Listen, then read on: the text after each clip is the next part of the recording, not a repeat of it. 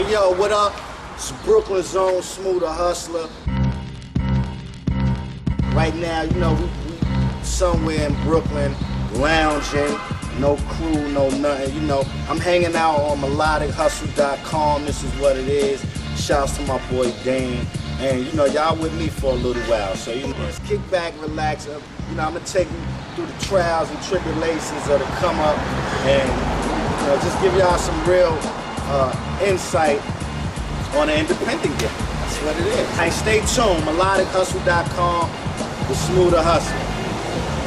Base your eyes on the guy that has no kind of worries if I die. So pussy clock try. Alright, so I mean, back in 1994, I was writing a few rhymes. We was trying to develop some records, and I ran into a crew called Next Level. It was DR Period and Rafiq Robinson. You know, they was working on MOP at the time.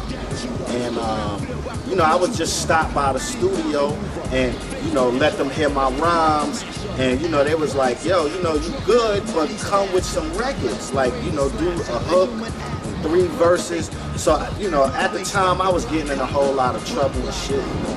And before I actually went in to serve my time, I got convicted of some bullshit, but before I went to serve my time, I went to the studio and laid some records down just on a raw beat.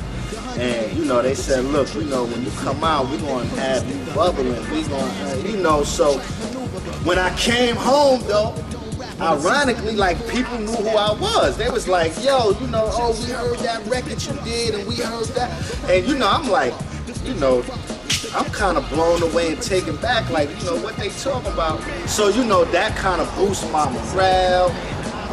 You know, I really start taking the shit serious. So from that point, we was trying to get a deal. Now, if you're independent nowadays, like, that deal shit is over, right?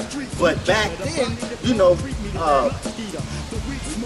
you had the Foxy Browns and the Little Kims, and everybody was running around trying to get a deal.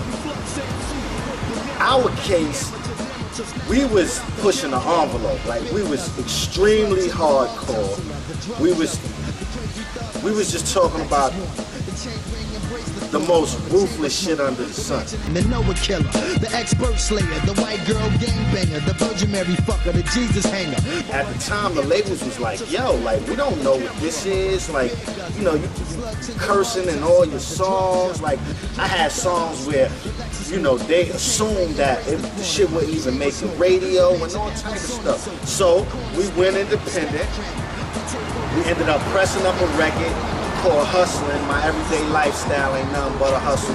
And so what Rafiq and DR did was they sent the record out to all of the colleges, actually, and the colleges started fighting.